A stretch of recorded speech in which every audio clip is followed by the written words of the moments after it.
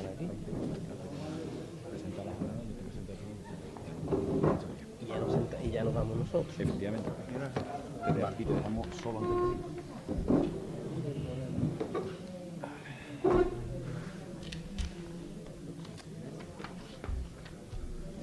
Tengo aquí unas notas porque el cartel no lo veo. Y no me traigo gafas. Bueno, cada uno lo pone como puede.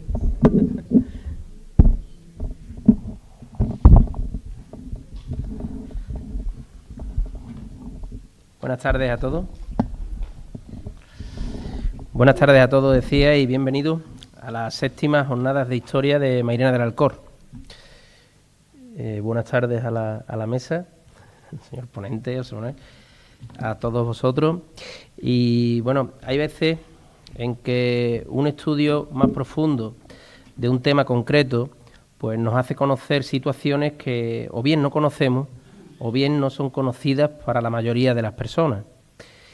Y para ello, para mejorar en este aspecto, tendremos 3 días en los que conoceremos las entrañas de 2 hermandades que custodian a todo el pueblo de Mairena. Hablamos de nuestros patronos, San Bartolomé y la Virgen de los Remedios Coronada. Así, en el día de hoy disfrutaremos de 2 conferencias.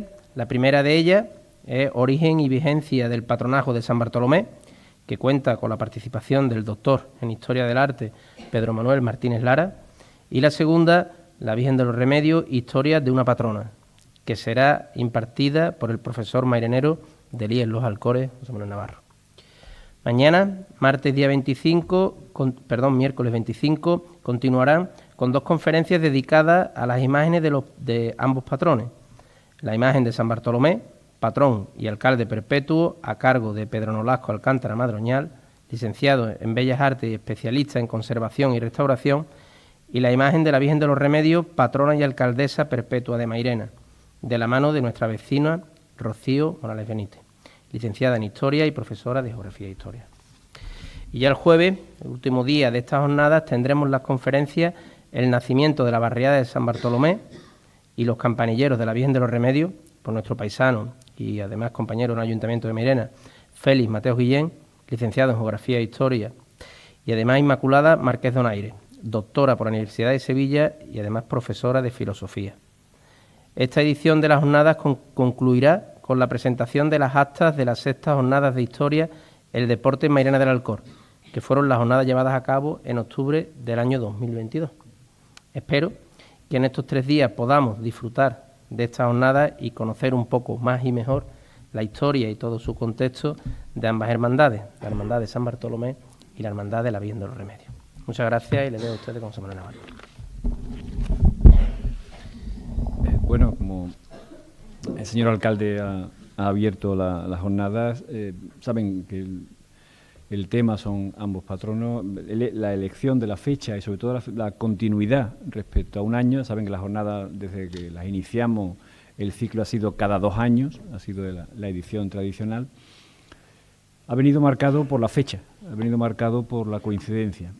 Mairena es uno de esos pueblos en Andalucía que tiene el lujo, si queréis llamarlo así, o el privilegio, llamarlo como quiera, de tener 2 patronos. Muchas localidades tienen uno solo. Nosotros tenemos 2, y además 2 muy próximos en la fecha. Nosotros sí podemos tener unas fiestas patronales que comienzan con la festividad de San Bartolomé, 24 de agosto, en finales de ese mes de agosto, y terminan con las celebraciones de Nuestra Señora de los Remedios el 8 de septiembre, a principios de septiembre. Son prácticamente 2 semanas. Eso nos permite unas fiestas patronales que pueden estar dedicadas a ambos, con actividades organizadas por ambas hermandades. Y en medio tenemos nada menos que el Festival Flamenco, es decir, que tenemos un final de verano y una entrada de otoño muy intensa en cuanto a actividades identificativas y actividades propias de la localidad. Y, casualmente, también en las celebraciones de aniversario también han coincidido. Prácticamente, un año seguido de otro, coincide la celebración del establecimiento del patronazgo de San Bartolomé, del que el ponente nos hablará a continuación, y de la fundación de la Hermandad de la Virgen de los Remedios, de la que hablaré yo, ¿no? Pues bien, otra coincidencia más, otra vinculación más que une a ambos patronos, que mantiene esa fecha. Y las jornadas al final lo que hacen es reflejar el buen entendimiento, la colaboración, la coincidencia, la hermandad, el espíritu de hermandad de ambas corporaciones religiosas. Ambas me lo comentaron hace año y pico, estuvimos hablando de las celebraciones y rápidamente coincidieron en que la idea era muy adecuada, esa idea de compartir, de establecer y de celebrar. No he encontrado más que colaboración por parte de ambas hermandades a la hora de organizar estas jornadas, de contar con ponentes, de buscar a personas adecuadas. Hemos reunido las personas que hemos considerado más adecuadas para impartir las conferencias y han aceptado establecer y participar en ellas. Hemos comentado con algunas y por diversas dificultades, diversas cuestiones, no han podido participar, pero al menos las personas que están aquí sí son las personas que consideramos más adecuadas para impartir esas charlas en este momento. Ya lo comprobarán ustedes, verá la calidad de los ponentes. Quizá no me esté mal el decirlo porque yo soy uno de ellos, pero bueno, meto en el saco. Y no quiero entretenerles más, simplemente paso inmediatamente a presentar al primero de ellos, digamos el que abre plaza en el día de hoy, ¿no? Pedro Manuel Martínez Lara, licenciado y doctor en Historia del Arte por la Universidad de Sevilla y actualmente es profesor del Departamento de Historia del Arte en la propia universidad. Y me comenta que pronto pasará a la situación de fijo, al menos le deseamos esa suerte y que nuestros patronos nos den esa bendición y te permitan conseguir esa plaza porque se presenta pronto a los exámenes de oposición. Ha desarrollado su actividad docente en el Centro Universitario de USA y en la Universidad también de Buenos Aires. Es un hombre de una trayectoria internacional. De igual modo, ha impartido cursos de especialización en diversos museos y en otras instituciones. Ha sido conservador del patrimonio en la Dirección General de Bienes Culturales de la Consejería de Cultura de la Junta de Andalucía, en un proyecto dedicado a la Andalucía barroca. Y ha comisionado diversas exposiciones de obras de arte. Tiene publicaciones de muchos artículos, capítulos de libros, como ha participado en la coautoría de varias monografías dedicadas a ese campo en el que él es especialista de historia del arte. En general, ese campo gira en torno a la historia de la arquitectura, el arte andaluz en la Edad Moderna, con preferencia por los procesos de transferencia y asimilación de influencias foráneas, es decir, de cómo un estilo influye en el arte andaluz, y la dimensión patrimonial de las manifestaciones artísticas de carácter religioso, y eso es evidentemente lo que nos ha llevado a elegirlo, porque es especialista en esta materia de arte y de cultura dentro del mundo artístico andaluz. Sin más, yo les dejo con él, nosotros nos vamos a retirar para que disfruten de la conferencia sobre San Bartolomé como patrón de Mairena.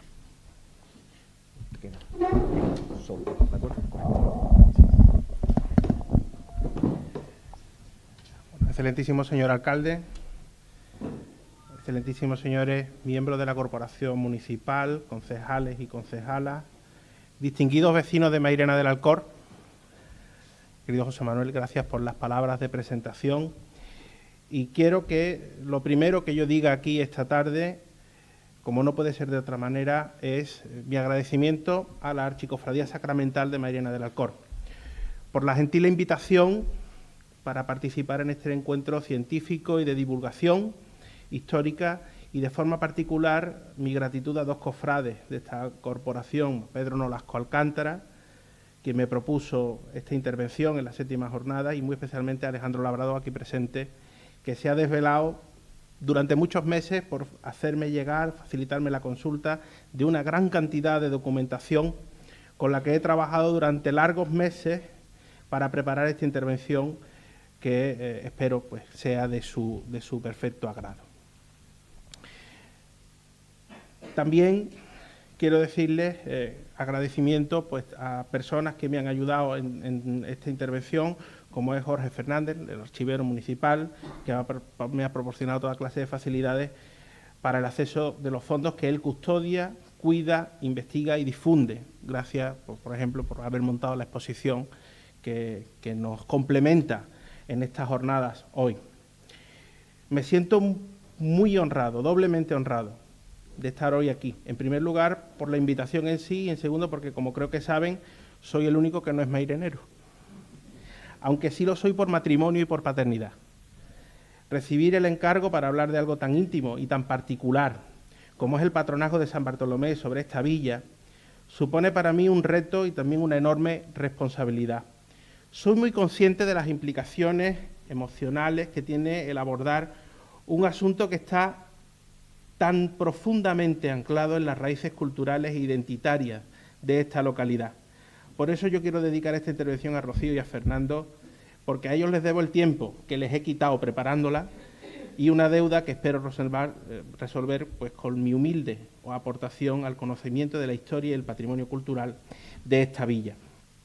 Como les digo, la ponencia aborda un tema ciertamente complejo y no menos controvertido, sobre el que han trabajado intensamente otros historiadores y eruditos, algunos aquí presentes, que llevan décadas dedicados a la investigación sobre la historia de Mairena y cuyas meritorias aportaciones pues, suponen una importante base de conocimiento ya publicado, que además ha sido mi punto de partida.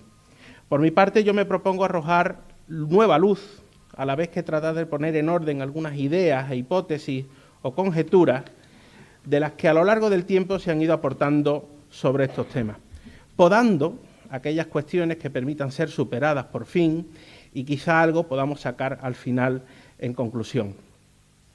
Para poder ceñirme al tiempo que tenemos, he considerado resumir la charla repartiéndola en 4 apartados. Un preámbulo metodológico que abordaré enseguida, donde voy a plantear el problema historiográfico al que nos enfrentamos.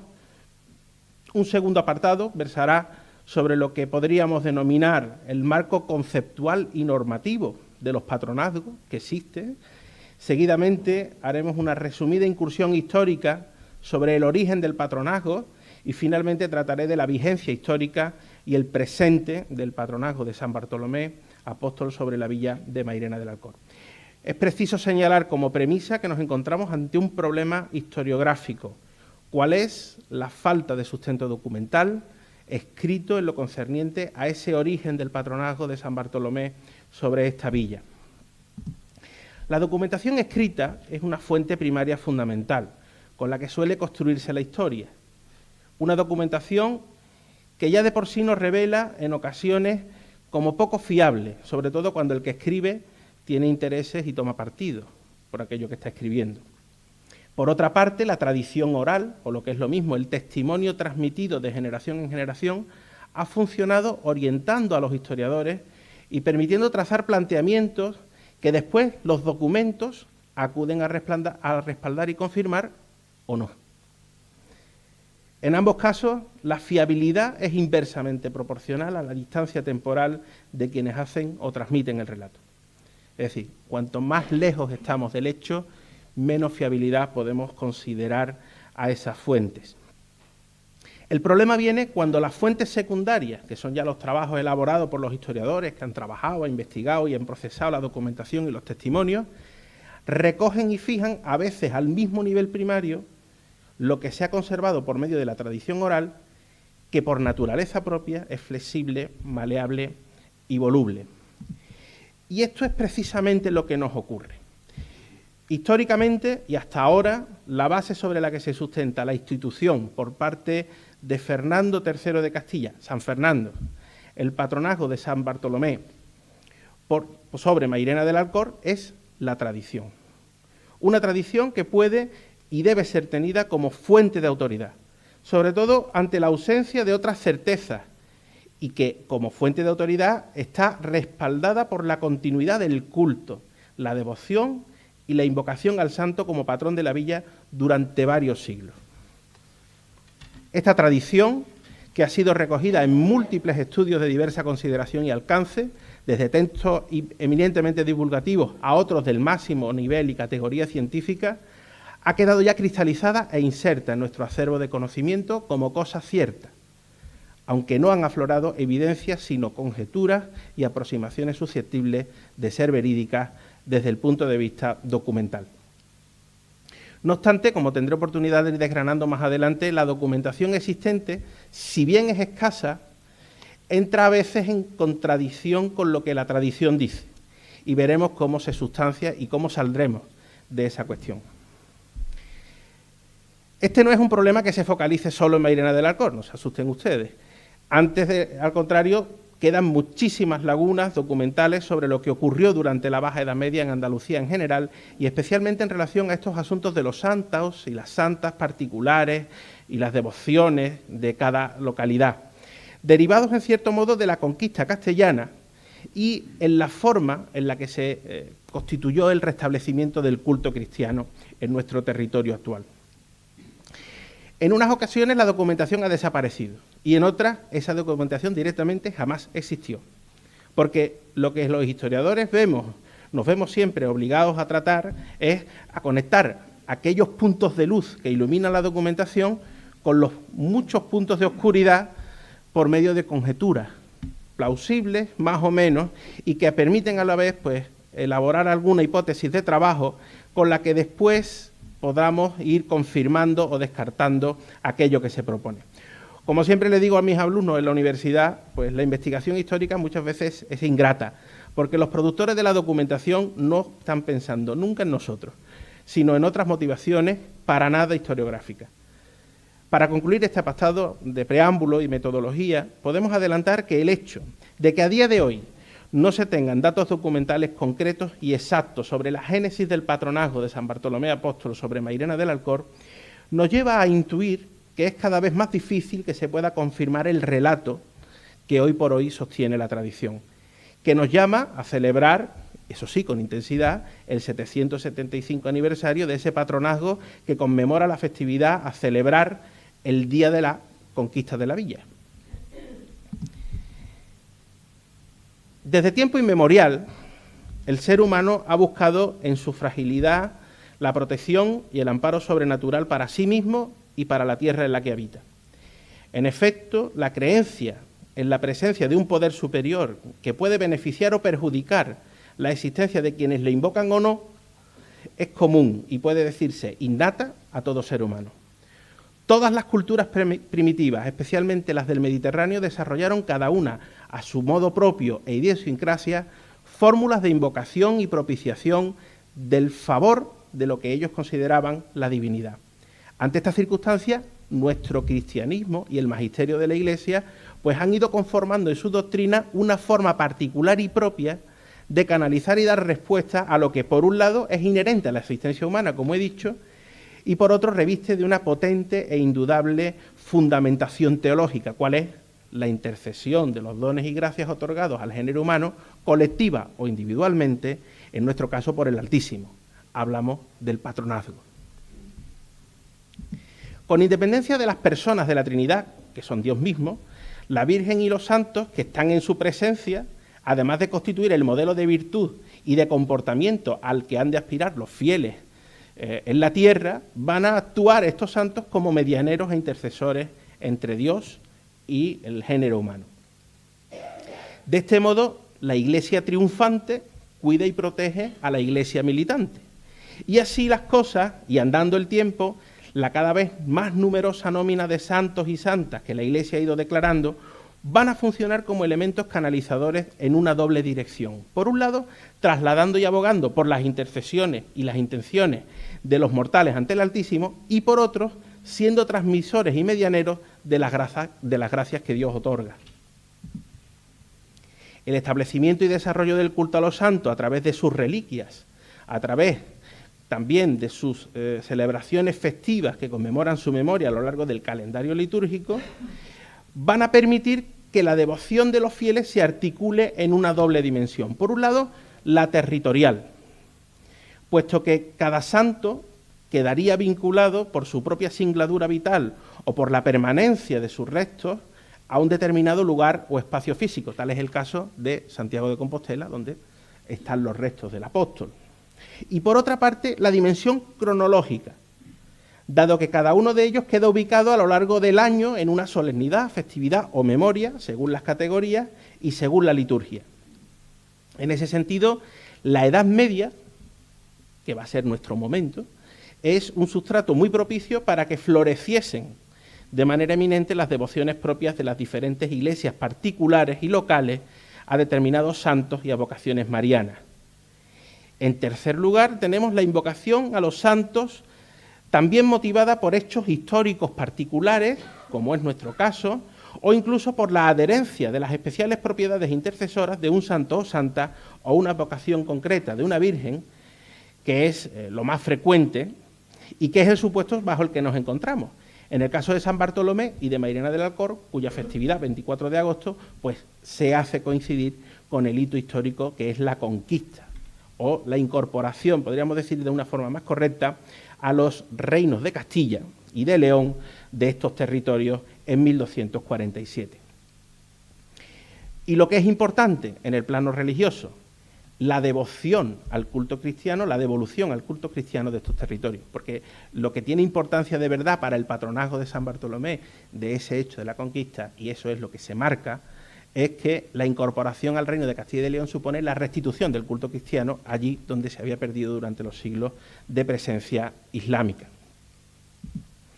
Ante estas circunstancias, las diversas comunidades cristianas de todo tipo y de todo alcance, desde la Alta Edad Media, van a comenzar a tener sus santos y santas particulares. O bien van a comenzar a invocar a la Virgen con una vocación concreta, como veremos en la ponencia que viene a continuación. Es una suerte de elección o asignación, según los casos, de un embajador o embajadora celestial. Por su parte, y desde un punto de vista institucional, la Iglesia tuvo que empezar a regular y a establecer con cierta normativa por la cual una comunidad cristiana podía legitimar y oficializar esos patronazgos. En la regulación va a haber una doble misión. Por un lado, dejar claro y establecer de forma concreta quién o quiénes son los patrones de cada comunidad ante las posibles disputas o llamativas multiplicidades, rivalidades que todos conocemos. O por otra parte, que no deja de ser también una medida de control por parte de los pastores para con la grey. Aunque la norma actual, la Constitución Apostólica denominada De Patronis Constituendis, emana de la Sagrada Congregación para el Culto Divino y data de 1973, esta norma mantiene su esencia una estructura que fue conformándose desde finales de la Edad Media. Una primitiva normativa que nació sobre todo con un propósito regulatorio ante una verdadera explosión devocional a los santos que fue motivo a lo largo de los siglos de numerosas y notorias disputas. Esta normativa, que va a ser consolidada durante la Contrarreforma tras el Concilio de Trento, de donde va a salir especialmente reforzada precisamente la doctrina de la Iglesia relativa a la invocación de los santos. Aunque en el texto que se publique van a tener una versión completamente desarrollada del proceso y el texto concreto traducido del latín, que es la única forma en la que se ha editado, me interesa señalar que el procedimiento canónico para la institución de un patronazgo tiene 3 fases y está regulado por 15 capítulos según la norma actual. En una primera fase se produce lo que se llama la electio, es decir, la elección de una segunda, después la aprobatio y finalmente la confirmatio. Veremos someramente a qué se refiere cada uno de estos pasos y cuáles son sus particularidades. Pero antes de introducirnos en esto tenemos que saber qué son los patrones. La traducción del texto latino, que incluye esta Constitución Apostólica, pues deja claro cuál es el concepto de patrón. Se puede tener a muchos santos en la devoción particular, pero los patrones están especialmente distinguidos, están especialmente cualificados. En este punto destaca una de las motivaciones para constituir el patronazgo, que puede ser una antigua tradición, como es nuestro caso. Los puntos 2 y 3 de la Constitución Apostólica desarrollan un poco más este concepto. Se establece que el patrón se distingue, es decir, no tiene que ser el mismo que el titular de una iglesia. Nuestro caso de Mairena se ve claro con la vocación de la parroquia e incluso de la ermita, cuyo título no es vinculante con el patronazgo. También se establece cuáles son los ámbitos territoriales y a qué comunidades es susceptible de tener o considerar un patrón. Ahí lo tienen ustedes, yo no les voy a leer el Power porque entiendo que es reiterarme. Como digo, el primer paso del proceso del patronazgo es la elección. La Constitución Apostólica hace clara referencia a quién debe hacer esa elección, quiénes son los que pueden ser elegidos patrones, nunca las personas divinas, porque en el caso de la divinidad pues no hay lugar para la intermediación, y especialmente llamativos son los 2 últimos párrafos, introducidos tras el Concilio Vaticano II y que buscan evitar la imposición de estos patronazgos por parte de las élites o de los grupos de control, algo que a lo largo de la historia de la Iglesia fue especialmente frecuente y que ahora se propicia especialmente que surja de la comunidad cristiana en sí misma. Una vez elegido por la comunidad, el patrón debe ser aprobado en primera instancia por quien ejerza la jurisdicción ordinaria, es decir, el obispo, si es un asunto local o diocesano, o la conferencia episcopal regional o nacional, si es de ámbito superior, y así sucesivamente conforme se amplíe el ámbito territorial que abarque el patronazgo, o el ámbito también jurídico, si se habla pues de una comunidad religiosa, de una orden, etcétera, etcétera, etcétera. Una vez resuelta esa aprobación, debe presentarse como propuesta a la Santa Sede para que sea confirmada. Y esa propuesta a la Santa Sede debe ir acompañada de una documentación concreta que comprende fundamentalmente la solicitud, que puede estar formulada por la autoridad eclesiástica, pero también por la autoridad civil, los respaldos y adhesiones con que cuente esa propuesta, así como el refrendo del que ostente la jurisdicción ordinaria desde el punto de vista eclesiástico del lugar que corresponda. Finalmente, y para terminar con este apartado normativo, la confirmación debe recibirse desde la Santa Sede por medio de un decreto de la Congregación del Culto Divino. Y también, en el caso de que la institución del patronazgo lleve consigo una festividad mayor, es decir, incluir dentro del calendario litúrgico una celebración extraordinaria de la festividad del santo, de la santa o de la vocación de la Virgen que corresponda, esa confirmación por parte de la Santa Sede también se produce por medio de un breve pontificio. Y aquí empezamos a tener algunas pistas de lo que podemos ir haciendo y por dónde podemos ir buscando y por dónde podemos ir progresando en nuestra investigación, que, como digo, desde el principio no está cerrada. Uno de los recientes descubrimientos en el que he tenido oportunidad de participar es el hallazgo del breve pontificio por el cual se confirma el patronazgo de Santa María Magdalena sobre la villa de Araal, emitido por Pío VI en 1796. Es un caso curiosísimo y significativo porque con Araal teníamos un caso muy parecido con lo que ocurre en Mairena. Una fuerte y consolidada tradición que ponía el punto de partida en la conquista de Fernando III, varios años antes que Mairena. Araal se conquista a principios de los 40, el año 40 concretamente. Y lo que hemos descubierto es que el impulso dado por los Telles Girón, es decir, los duques de Osuna, que por cierto terminaron siendo señores de Mairena también, es un hilo del que se puede tirar. A finales del siglo XVIII, coincidiendo además con la reedificación de la iglesia de Araal, y aquí también hay una reforma de la iglesia en esos años, y con la condición de embajador cerca de la Santa Sede que va a tener el señor duque, pues hay una petición oficial del ducado de Osuna para que una de sus villas, en este caso Araal, tenga oficialmente por parte de la Santa Sede el patronazgo, en este caso de Santa María Magdalena. La cuestión es que en el caso de Araal pues no han aparecido los expedientes propiciatorios, pero sí afortunadamente el breve pontificio recogido en un bulario que apareció el año 2015 y que nos ha permitido celebrar en este caso pues el 225 aniversario del patronazgo supuestamente instituido en el siglo XIII, pero elevado a canónico en 1796. Miren ustedes, Araal, cuando se conquista Araal, Araal no existía, lo que se conquista es Morón. Y la primera parroquia de Morón se dedica a la Magdalena. Cuando la parroquia de Morón deja de estar dentro del castillo y se hace San Miguel, la parroquia de la Magdalena va a ser la de Araal. Y a partir de ahí surge el patronazgo. Hay una concesión por parte de Carlos V. Es un paralelo histórico que me interesa mucho porque tiene mucho que ver con el proceso que tiene Mairena. Carlos V le concede término, le concede escudo y le concede lema. Y ahí, a partir de ahí, es cuando hay una devoción particular. Pero está claro que la intervención de los duques de Osuna es aquí clave para la aparición de este patronazgo y, sobre todo, para el reconocimiento canónico de lo que ya era una tradición más que consolidada en la villa de Araal, mucho antes de los duques de Osuna. Por lo que respecta a la Constitución Apostólica, y por terminar con ella y cerrar este apartado, termina los últimos artículos dedicándolos a cómo debe instituirse la celebración litúrgica de los patronos. Pero esto lo vamos a dejar de lado para centrarnos en el segundo de los apartados, que es el que se refiere a los hechos y las fechas. Mairena al final de la Edad Media. Una vez que hemos superado el marco normativo, vamos a entrar ya en el segundo de los epígrafes que me propongo abordar, y donde está verdaderamente el agujero negro del tema que nos concita hoy. El momento de la conquista de Mairena y el establecimiento del patronazgo de San Bartolomé por haberse verificado este hecho el día 24 de agosto, festividad del santo. La campaña de conquistas militares llevadas a cabo por Fernando III de Castilla y de León y demás reinos entre 1230 y 1252, año de su muerte, suponen el punto de partida para nuestra historia particular. Un empeño bélico, el de San Fernando, que permitió incorporar a los reinos cristianos y de forma concreta para la corona castellano-leonesa buena parte de lo que hoy es el territorio de Andalucía.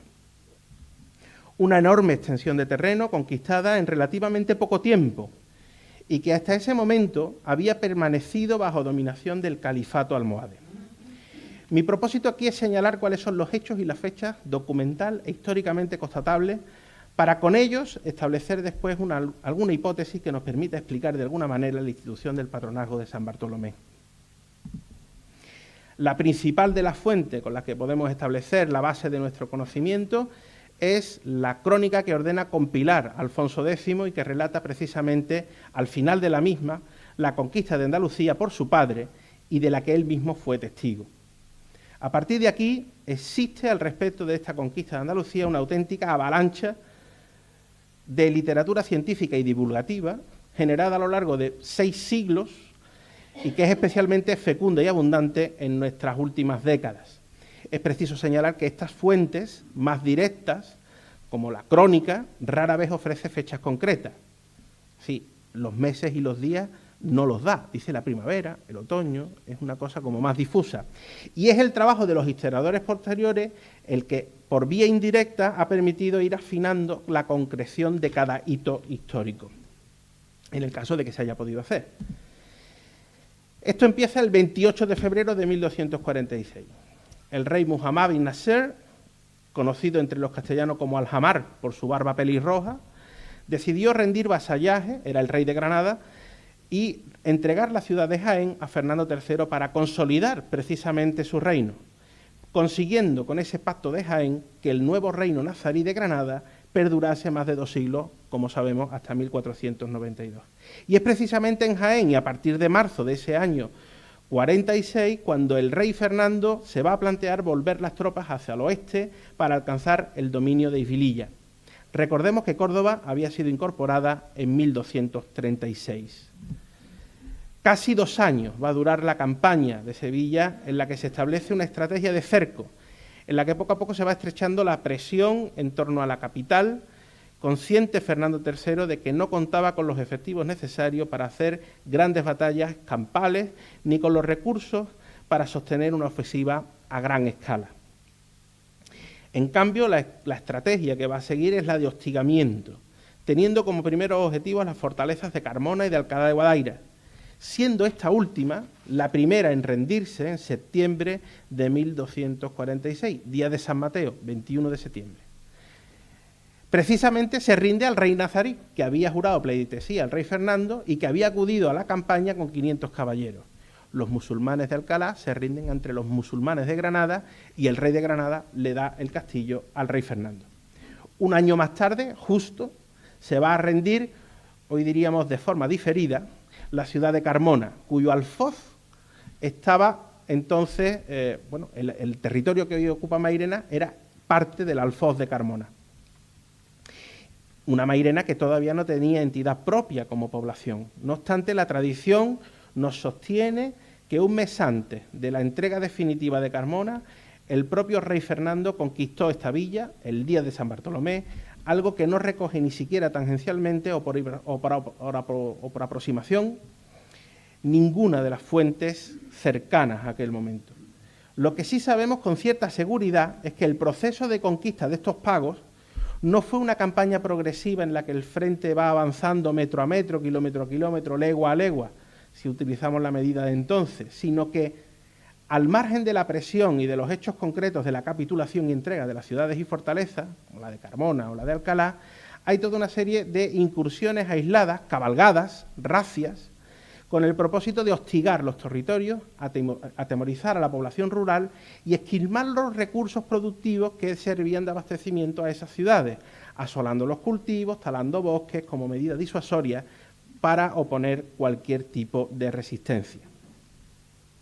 Ahí tienen ustedes los hitos fundamentales, donde en blanco son los que están documentados y en rojo, pues los fundamentales, que es la conquista de Mairena el 24 de agosto y finalmente la conquista de Sevilla. Hay un dato que no he incluido en esta cuestión y es que el asedio de Sevilla se inicia el 24 de agosto de 1247, que es el día que le cortan el agua a los sevillanos, es decir, el día que las tropas de Fernando III interrumpen el suministro de los caños de Carmona y es donde empieza el asedio fuerte de la ciudad, lo que es el asedio duro que va a tener la ciudad de Sevilla. Eso ocurre el 24 de agosto.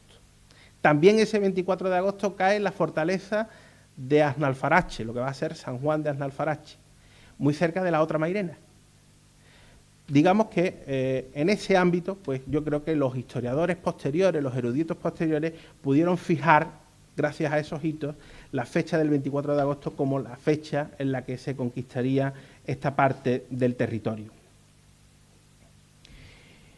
Conforme se va haciendo acopio de ese territorio, el rey va haciendo entrega de su control y sobre todo de las rentas que producen a diferentes personas. Sabemos que en poco tiempo hubo varias entregas y donadíos, comenzando por las donaciones hechas directamente a la reina Juana de Poitiers, su mujer, su segunda mujer. En este punto tenemos demarcaciones territoriales que ya están muy cerca de lo que hoy es Mairena, como es el caso de la Torre de Luchena. Todo el mundo conocemos dónde está, ahí en La Vega, pero que no es exactamente Mairena y que, por supuesto, se da también la fecha, porque hay un documento firmado el 20 de mayo cuya datación no coincide tampoco con la que a nosotros nos dice la tradición, no es el 24 de agosto, pero tampoco entra en contradicción con ella, por ser posterior a la fecha que se propone para la conquista de Mairena. Finalmente queda el dato muy controvertido de esa Torre de Mairena, que se ha querido identificar por algunos como una estructura precedente del Castillo de Luna, pero que la misma documentación le da unos apellidos, Torre de Mairena, que es en términos de Alcalá de Guadaira, y que además Ortiz de Zúñiga le añade hoy llamada del Viso, que ha llevado a otros historiadores, como Pérez Puerto, a identificarla, creo que más certeramente, con el enclave que hoy se llama el Torreón, aunque allí, en el Torreón, hoy de medieval no queda nada. A propósito de esto, y con los datos que contamos, lo más plausible es que a los territorios que hoy son el núcleo urbano de Mairena del Alcor, que serían poco más que una alquería en aquel momento, acaso con alguna torre vigía colocada estratégicamente en un punto elevado de la cornisa del Alcor para control del territorio, una aldea que a lo sumo no tendría la entidad suficiente para considerar un enclave cuya conquista o donadío tuviera consistencia propia en la documentación y que sin duda dependió administrativa y económicamente y también militarmente de Carmona hasta el siglo XIV, pues queda en esa penumbra, en esa sombra documental. No obstante, no podemos descartar tampoco completamente que esa alquería quedara definitivamente incorporada en ese proceso de razias y de cabalgadas el 24 de agosto de 1247, cuando se inicia ese cerco de Sevilla, ese cerco duro de Sevilla, ese asedio, porque ese testimonio que después la tradición ha transmitido con tanta fuerza, tiene que tener un punto de partida, que yo persigo y que sobre el que probablemente pueda esbozar al final de la charla alguna hipótesis. Sí está más clara la definitiva donación que va a hacer, décadas más tarde, el rey Alfonso XI, el 20 de noviembre de 1342, a Pedro Ponce de León, de la ya Villa de Mairena. Lugar de Mairena o Villa de Mairena. Un territorio que va a quedar delimitado por un documento posterior firmado en Tordesillas un 17 de agosto, casi el 24, pero no. 17 de agosto es San Eusebio, de 1345, cuando se produce el amojonamiento del término de Mairena y que debe tenerse ese como el día de la independencia de esta localidad con respecto a lo que es el alfoz de Carmona al que había pertenecido hasta entonces. Pero, como digo, no es el día de San Bartolomé. Este segundo señor de Marchena, Pedro Ponce de León, futuro duque de Arcos, y su casa, la Casa de Arcos, mantendrán el señorío de Mairena hasta el siglo XIX, cuando desaparezcan esos señoríos definitivamente, cuando ese linaje ya estaba incorporado al potentísimo ducado y casa de Osuna. Y entramos en la parte ya definitiva de las charlas, pero a ceñirme al tiempo concedido. Tercer y último de los epígrafes de la ponencia, en la que quiero ofrecer algunos datos y referencias inéditas y plantear, a modo de conclusión, alguna hipótesis que espero sea de su interés. Una primera afirmación que puede que suene categórica, pero la que, tras un largo proceso de revisión bibliográfica y documental, sobre todo, que he venido practicando estos meses, es que si hoy por hoy San Bartolomé puede ser considerado patrón de Mairena del Alcor, es gracias al sostenimiento de su devoción y de su culto.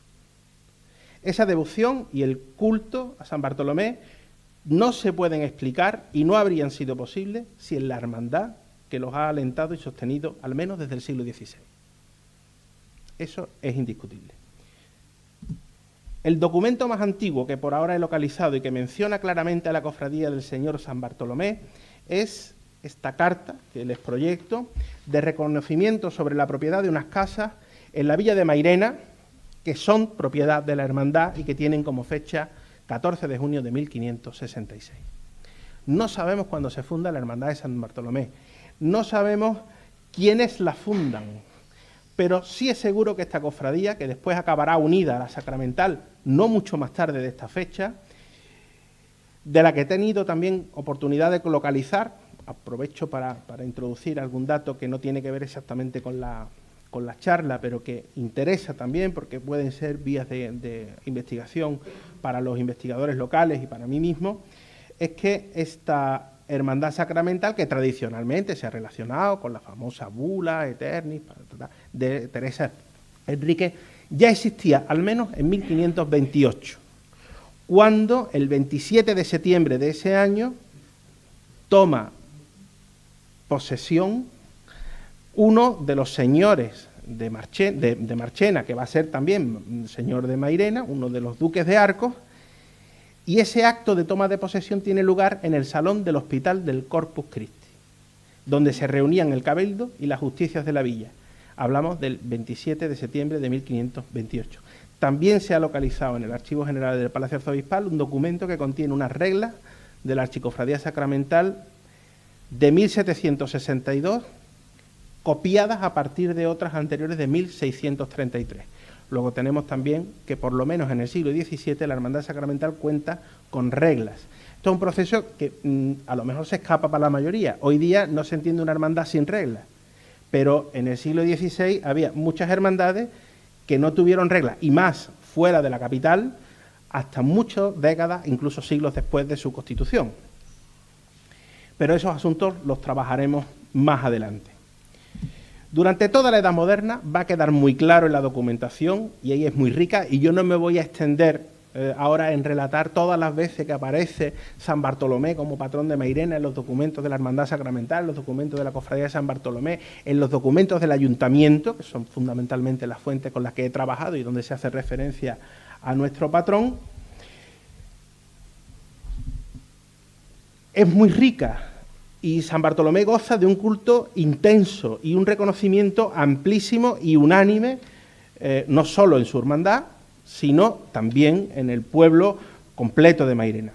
De hecho, el clero local se va a comprometer con la devoción al santo de forma intensa, y de esta forma el ático del retablo, de mediados del siglo XVIII, que ha estudiado también José Manuel, pues cuenta con un espléndido relieve del martirio del santo, como devoción principal después de la Asunción a la que está dedicada la Iglesia. No ocupa el lugar preeminente ninguna otra devoción ni otro titular de otra cofradía, sino San Bartolomé. De hecho, y aunque tendremos una charla específica sobre la escultura del santo, pues hemos localizado, se conoce la información sobre la hechura de la primera de las esculturas que conocemos del santo titular, obra de Luis de la Peña en 1627, y que desapareció, desgraciadamente, en los sucesos de 1936. Ya después de la guerra, el año 46, pues Mairena sigue dándole culto a San Bartolomé.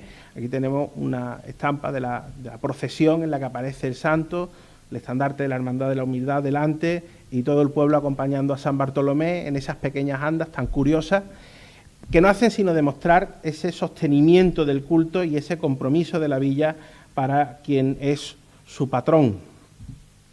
Como digo, el ayuntamiento también jugó lo suyo.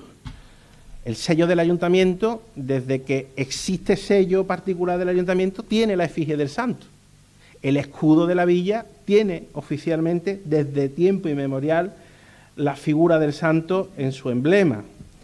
Y el mismo ayuntamiento es el que el año 46, y yo digo, esto ya lo desarrollará Pedro Nolasco seguramente con mucha más amplitud, propicia la hechura de la actual escultura de la que guardamos pues este boceto y en la que interviene muy curiosamente no solo el alcalde de entonces, Marcelino Pérez Calvo, y su hermano Eusebio, el secretario, sino otro Pérez Calvo, que no era hermano de ellos, pero coincidían los dos apellidos, que es Juan Pérez Calvo, que es el gran factotum de las hermandades en Sevilla, un macareno de pro, que es el responsable del amueblamiento, vamos a decirlo así, de la Basílica de la Macarena, y es el enlace que hace venir a Sebastián Santos a Mairena para hacer la nueva escultura de San Bartolomé y que también propicia las otras esculturas que hace Sebastián Santos en esta localidad.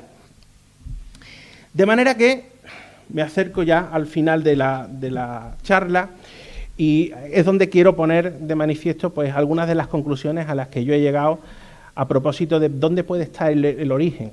Ya les digo que no es algo que haya podido confirmar, sino que es una hipótesis de trabajo sobre la que tengo que seguir elaborando, pero que creo que permite alguna vía de salida para conciliar esa fecha del 24 de agosto de 1247 con el establecimiento del patronazgo a San Bartolomé. Vean ustedes, una de las frases emblemáticas a las que se refiere el Evangelio a propósito de San Bartolomé, Natanael, es aquel piropo que le echa a Jesús: ahí tenéis a un israelita de verdad en quien no hay engaño. De hecho, Eusebio Pérez pues también lo ha manifestado en alguna charla suya, que allí donde estaba San Bartolomé siempre había judíos. Y es que los judíos que se convertían al cristianismo estaban especialmente cómodos con la devoción a un santo del que lo que se sabía era que era un buen israelita. De manera que era una forma de conciliar el seguir siendo un buen hebreo dentro de la nueva religión cristiana que a algunos le venía por obligatoria imposición. Fíjense ustedes, la parroquia en Sevilla de la judería es la parroquia de San Bartolomé. La parroquia de la judería en Carmona es la parroquia de San Bartolomé. En Marchena, señorío del duque de Arcos, el hospital de San Bartolomé está en la judería. Y aquí, en Mairena, el hospital del Corpus, que después se llamó de San Bartolomé, y que en el siglo XVIII, cuando se hacen las averiguaciones por parte de Felipe V, para ver el estado de las instituciones de acogida, ya se denomina Hospital de San Bartolomé, está también en una zona donde muy probablemente estuvieran asentadas comunidades judías, porque los duques de Arcos, la casa de Arcos, siempre se apoyó en los hebreos en sus territorios, no solo por la capacidad de banqueros que tenían, sino porque era una comunidad próspera y propicia para los negocios propios de la casa ducal. Por tanto, tenemos que presumir que en Mairena hubo una importante comunidad hebrea, que esa comunidad hebrea probablemente fuera el origen después en el siglo XVI, cuando se propicia la devoción particular a los santos por parte del Concilio de Trento, de la creación de la Hermandad del Señor San Bartolomé, que después ellos quedaron incluidos en la Hermandad Sacramental y que en algún momento pues hicieron el cuadre de fecha, probablemente en el siglo XIV, o en el siglo XV, para definir que el 24 de agosto era el día de la conquista, para poder poner al que era su santo patrón, su santo de especial devoción, esos hebreos, como el patrón de la villa de Mairena del Alcor. Muchísimas gracias.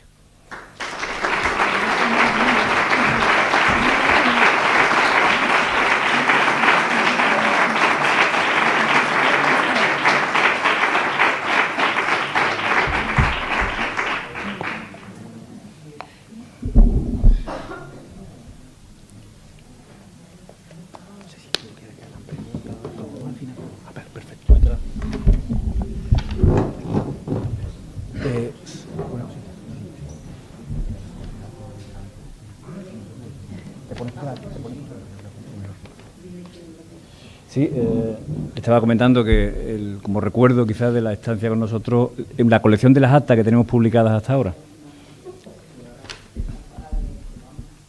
Claro, la que presentamos el último día.